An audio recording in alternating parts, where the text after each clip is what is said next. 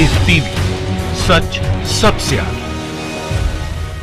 दोस्तों, मैं अब्बास हफीज हूं। दो किताबों ने इस वक्त देश भर में हंगामा खड़ा कर दिया है, क्योंकि इनको लिखने वाले मामूली लोग नहीं हैं। कई सवाल मोदी सरकार पर खड़े हो गए हैं। कई तरह के आरोप लगने लगे हैं कि जो भगोड़े हैं, पैसा लेके भारत से भागते हैं, उनकी कहीं ना कहीं मदद करने में लगी थी भाजपा सरकार। क्योंकि इन दोनों किताबों को लिखने वाले एक आरबीआई के पूर्व गवर्नर हैं उर्जित पटेल जी, तो दूसरे आरबीआई के पूर्व डिप्टी गवर्नर हैं विरल आचार्य जी। इन दोनों की किताबों से हंगामा खड़ा हो गया है, क्योंकि ये दोनों वो व्यक्ति हैं जो पहली बार कभी इतिहास में आरबीआई के गवर्नर ने अपने कार्यकाल से पहले ही इस्तीफा दिया, तो दूसरे डिप्टी गवर्नर साहब ने भी अपने कार्यकाल खत्म होने से 6 महीना पहले ही इस्तीफा दे दिया।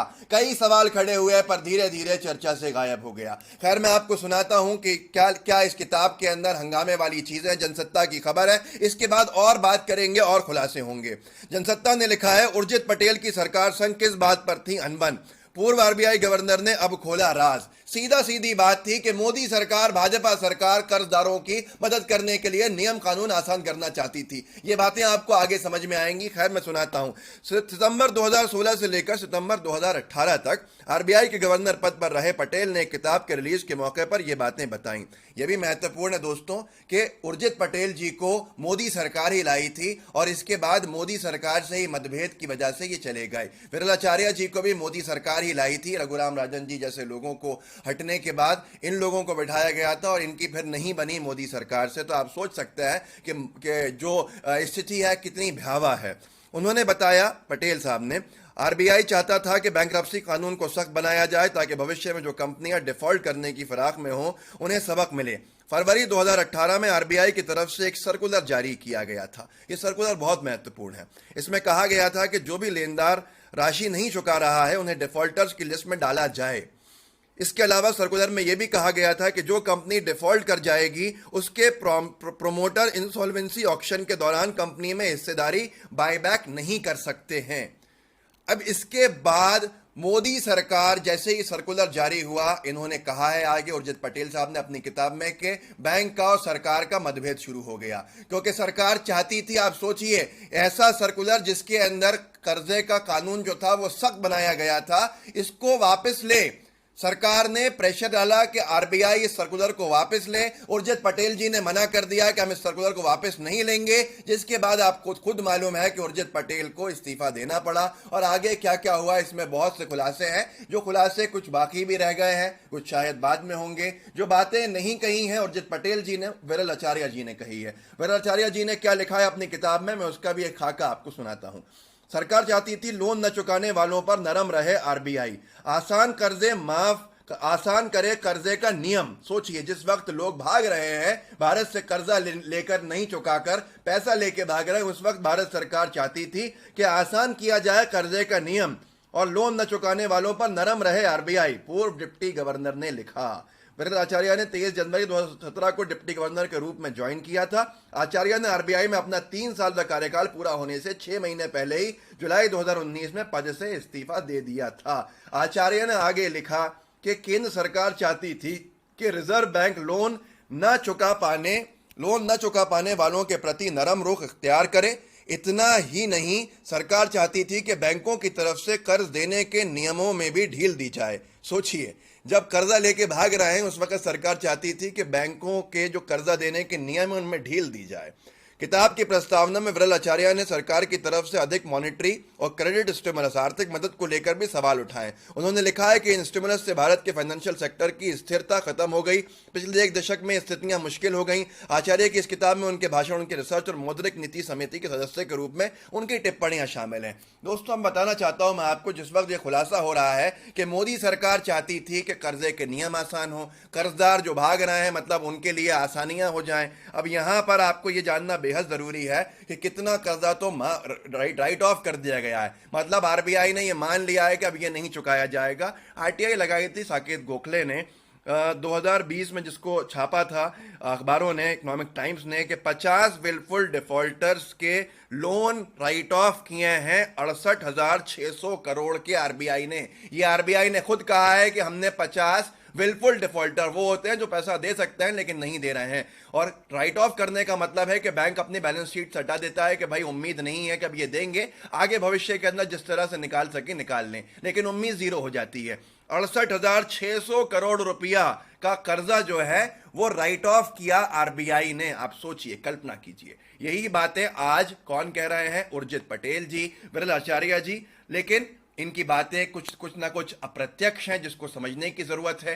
नोटबंदी पर अब बहुत से खुलासे होना बाकी हैं कि कैसे नोटबंदी ने इस देश की अर्थव्यवस्था को बर्बाद कर दिया और मोदी सरकार के लाए हुए लोगों ने ही उनका साथ छोड़ दिया, जो इकोनॉमिस्ट थे। ये बड़े बड़े पढ़े लिखे लोग हैं। मैं आपको इसके साथ एक और जानकारी देता हूं कि जो उर्जित पटेल जी हैं, ये बीएससी, एमएससी, एमफिल और पीएचडी हैं इकोनॉमिक्स में। बहुत बड़ी डिग्रीज इनके पास हैं इकोनॉमिक्स की, जिसके वजह से ये आरबीआई गवर्नर बनाए गए। जो विरल आचार्य जी हैं, इनके पास भी पीएचडी की डिग्री है, पीएचडी है किसके अंदर? इकोनॉमिक्स में। लेकिन अब जिनको लाया गया है, आप सब जानते हैं, वो जो आज हमारे गवर्नर हैं, मैं नाम क्या लूं, आप सबको मालूम है। उनके पास जो मोदी सरकार जिनको लाके आरबीआई गवर्नर जिनको बनाया है, वो हैं बीए और एमए हिस्ट्री में। उनके पास कोई फाइनेंस की डिग्री नहीं है। ये पहली बार होगा इतिहास में कि बिना इकोनॉमिकल बैकग्राउंड का व्यक्ति, इतिहास का विद्यार्थी रहा हो जो व्यक्ति, वो आरबीआई की कमान संभाला हुआ है। विनोद कापड़ी जी ने खूब लिखा है।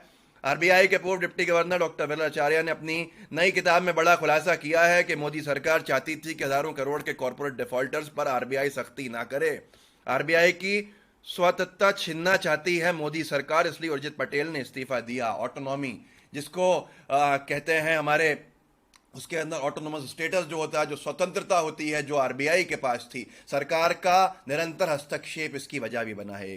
दोस्तों, ये बहुत सारी चीजें हैं जो बहुत कुछ बताती हैं। आज हमको समझना होगा कि कर्जदार भाग रहे हैं, ये सिर्फ मोदी सरकार में ही संभव हुआ है। मेहुल चोकसी हो, विजय माल्या हो, लेकिन उसके बाद भी सवाल नहीं किया जा रहा। जहां पर कर्जे के 50-50 हजार के कर्जों के ऊपर भारत में किसान आत्महत्या करने को मजबूर है, वहां इतने सारे पैसे लेके भाग जाते हैं लोग, उद्योगपति।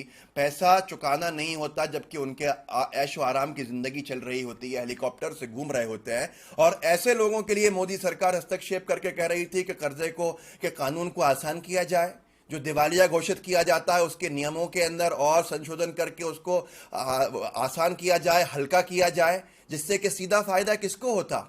सीधा फायदा दोस्तों होता उन उद्योगपतियों को जिनके पास इतना पैसा है, कल्पना नहीं कर सकते। हमारा भारत का किसान जो है वो 50,000 रुपया नहीं चुका पाए तो उसके ऊपर इंटरेस्ट लगा दिया जाता है। कर्जा लिया था 25,000 का, आज हो गया 1.5 लाख। आत्महत्या करने में मजबूर है। हजारों किसानों ने आत्महत्या की है। रोजाना की गिनती अगर गिनी जाए तो हजारों लाखों हो चुके, लेकिन उनके लिए कोई आसानी नहीं बतानी चाहती सरकार। ये मोदी सरकार की सच्चाई आज जब दो ऐसे लोगों ने बयान की है जो पहले भी मोदी सरकार के महत्वपूर्ण पदों पर रहे, क्योंकि रघुराम राजन जी के बाद लोगों ने डिमांड की थी कि टेन्योर उनका बढ़ाया जाए, उनको एक और कार्यकाल दिया जाए। उर्जित पटेल जी के ऊपर कई तरह के सवाल भी उठे थे, लेकिन मोदी सरकार अडिग थी, उर्जित पटेल जी को लाई थी और उनको गवर्नर बनाया था। जिसके बाद नोटबंदी हुई थी, कहा गया था कि नोटबंदी के खिलाफ थे रघुराम राजन जी, और उसी के साथ साथ उन्हीं के साथ साथ विरल आचार्य जी को भी मोदी सरकार लाई थी। इन दोनों ने पहली बार हुआ है कि किसी देश के सेंट्रल बैंक के जो गवर्नर या डिप्टी गवर्नर उन्होंने अपने कार्यकाल खत्म होने से पहले इस्तीफा दे दिया हो, क्योंकि वो नहीं चाहते थे कि ये पूरी बर्बादी जो अर्थव्यवस्था की हो रही है उसका ठीकरा उनके सर पे फोड़ा जाए। ये कोई भी नहीं चाहेगा कि सरकार की गलत नीतियों की वजह से उसके करियर में दाग लगे। आप सोच सकते हैं कि स्थिति कितनी भयावह है। आपको ये किताब अगर पढ़ेंगे तो आपको समझ में आएगा कि क्या कुछ हो रहा है। लोगों का कहना है कि इन दोनों किताबों को साथ में पढ़ना जरूरी है ताकि एक 360 डिग्री का जो व्यू है वो आपको मिल सके कि आखिर क्या हो रहा था उस दौरान जब अरुण जेटली जी फाइनेंस मिनिस्टर थे। कुछ वक्त के लिए हमारे पीयूष गोयल जी मंत्री बनाए गए थे जब अरुण जेटली जी की तबीयत ठीक नहीं थी, और इन दोनों के साथ साथ क्या क्या हुआ था। सुब्रमण्यम स्वामी जी से पूछा गया था तो उनकी नजरों में तो ये दोनों ही सही नहीं थे मंत्री पद के लिए। सुब्रमण्यम स्वामी खुद भाजपा नेता हैं, भाजपा के सांसद हैं और बड़े इकोनॉमी पर कमांड रखते हैं, लोगों का कहना है ऐसा, क्योंकि ये प्लानिंग कमीशन के अंदर भी रह चुके थे जब सरकार नहीं थी ऐसे वक्त में। लेकिन आज इनकी कोई पूछ परख नहीं है क्योंकि मोदी सरकार शायद अपने हिसाब से काम करना चाहती है। तो सुब्रमण्यम स्वामी जी ने भी जब पूछा था लोगों ने कि आपके नजदीक, प्रेस ने पूछा था कौन सबसे अच्छा वित्त मंत्री है भारत का, तो उन्होंने कहा था कि मेरे नजदीक सबसे अच्छा वित्त मंत्री आज तक इतिहास में अगर कोई हुआ है तो वो डॉक्टर मनमोहन सिंह है, और आज के दौर में मनमोहन सिंह जी जो जीवित हो उनसे कोई राय नहीं ली जाए। तो ये बहुत कुछ बताती है कि सरकार के, भाजपा के क्या इरादे हैं। आगे आपकी मर्जी है इस वीडियो को शेयर कीजिएगा, लोगों को जागरूक कीजिएगा, हमारे चैनल लाइव टीवी को सब्सक्राइब कीजिएगा, हमारे नए चैनल द एल टीवी का लिंक जो है डिस्क्रिप्शन बॉक्स में है, उसको भी जरूर सब्सक्राइब कीजिएगा, क्योंकि हम जो यहाँ नहीं डालते वो वहाँ डालते हैं, वो अपलोड करते हैं। जय हिंद, जय भारत। लाइव टीवी, सच सबसे आगे।